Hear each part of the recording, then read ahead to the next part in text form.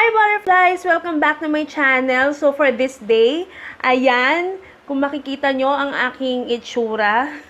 Nagtanong ako sa group na ito about makeup challenges. Merong nag-comment na gusto niya na ang challenge sa akin ay ang full makeup using pink colors only. So ito yung naisip ko, ito yung napili ko for today na gawin. So yes, oo. Medyo nahihirapan ako sa aking pilik mata dahil napakahaba niya. Natatawa ako sa itsura ko. So, yes, Din Angel, para malaman mo kung paano ko ginawa ang look na ito, please keep on watching.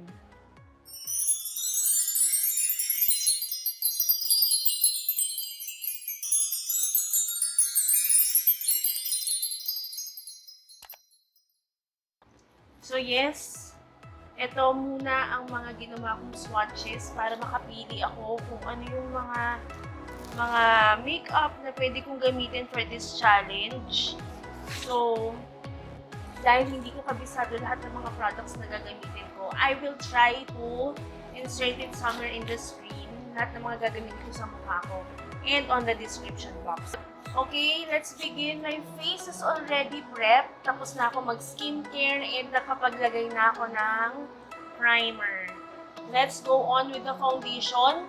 Dahil wala namang pick na foundation, di ba? Nakakaloka. Maghahalo tayo ngayon.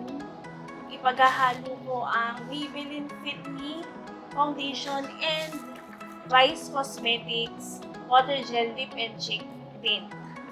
Yun, paghahaluin natin siya. Kinakabahan ako kung magiging itsura ko, guys.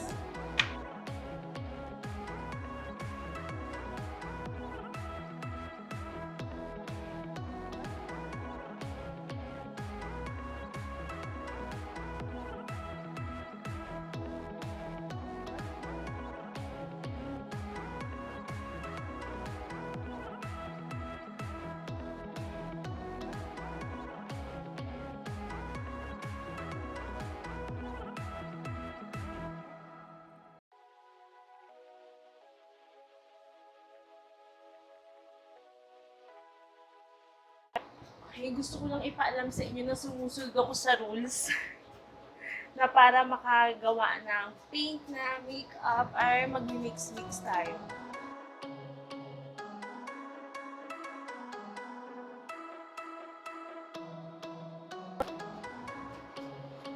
Okay, to set my face, dahil wala naman din tayong pink na powder, ang gagamitin kong powder to set my foundation is this Careline Oil Control Blush On in the shade Charming Pink.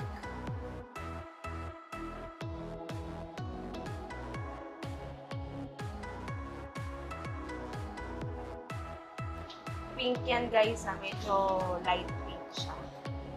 Kaya ligtas tayo. Susunod pa rin ako sa rule. Next, let's contour. Dito ako nahihirapan sa kung paano ako magko-contour. Ito yung foundation natin kanina. Ayan. So, I think ito yung pang-contour ko. Pero gusto ko siyang haluan itong brown para naman halatang contour pa din. Though, kailangan maging prominent yung pink color. So, gano'n na lang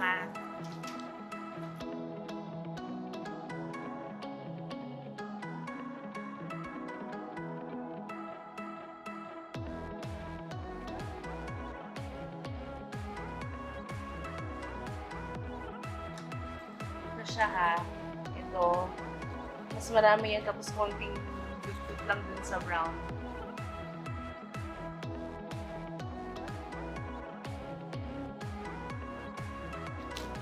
Gusto niyo ba itong nakikita nyo? Dun sa nag-request? Gusto mo ba ito?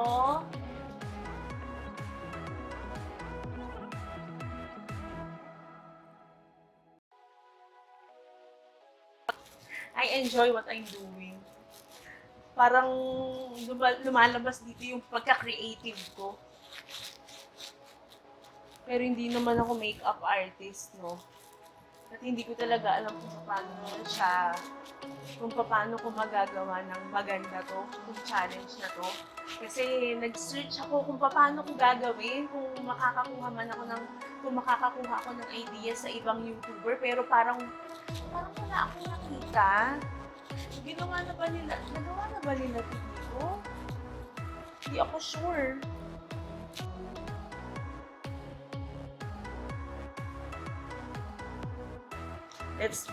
Let's now contour my nose. Same thing.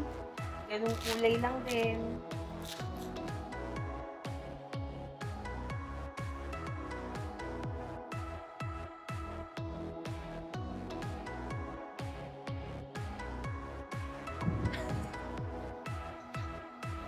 Mukha na mong kamatis yung ilong ko.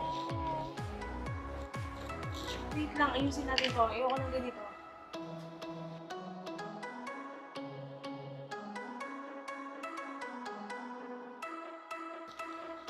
Now, ako po ay magkikilay na. At wala akong pangkilay, wala akong eyebrow pencil na pink, syempre. So, let's be creative and use a lip liner. This is the Color Workshop lip pencil. Okay. Ayan na.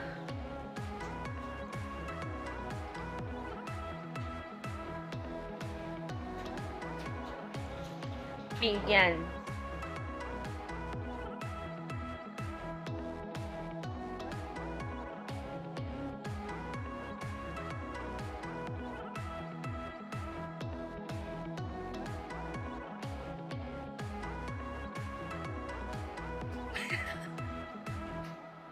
Guys, okay ba to?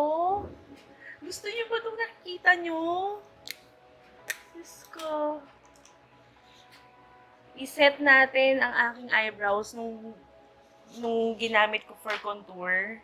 Yan. Gamitin natin siya for a second.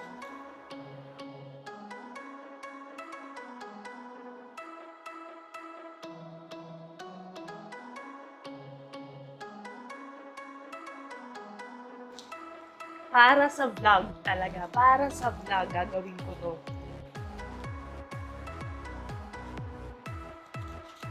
Alright! There. Okay na yung kilay ko.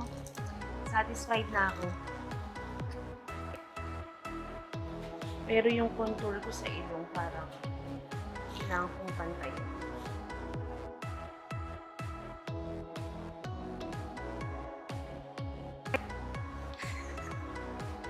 Natatawa ako sa sarili ko, pero I like the contour.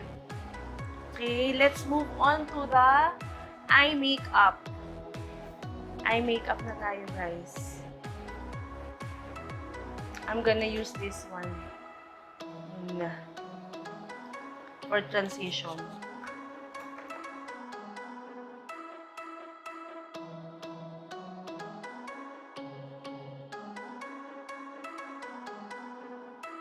I need a darker pink, so kung ano yung ginamit ko for contour, yun din ang gagawin.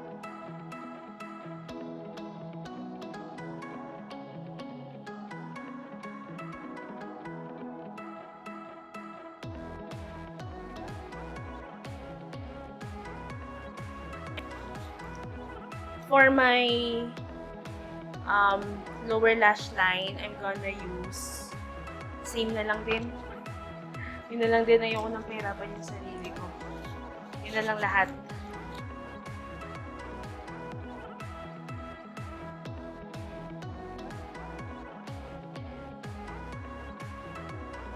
Okay, tatapusin ko na ang aking full face. Lipstick na tayo, guys. For my lips, I'm gonna use Pen Shop Hydra Matte in the shade Naughty and Nice.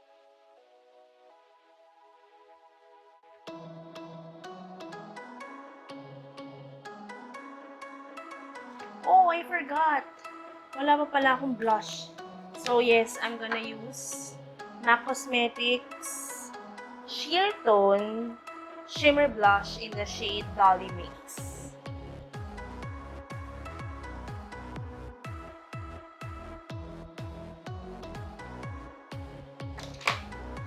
So, napapansin nyo, wala akong eyeliner at wala rin akong mascara dahil wala akong mascara ng pink. So, para sa final look, ako po ay magbabalik.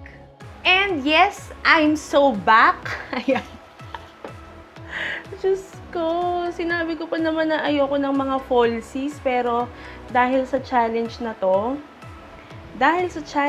napilitan akong magpalagay ng falsies. Ayan, dahil hindi ako marunong maglagay, nagpalagay ako. There. Gusto niyo ba itong ganitong look ko? Napanindigan ko ba ang challenge na ibinigay sa akin? Yun ang gusto kong malaman. So, comment it down below kung napagtagumpayan ko ang challenge na ito. So, yes, I guess this is it. Natutuwa ako sa challenge na to. So, dito na nga po nagtatapos ang full makeup using pink colors only.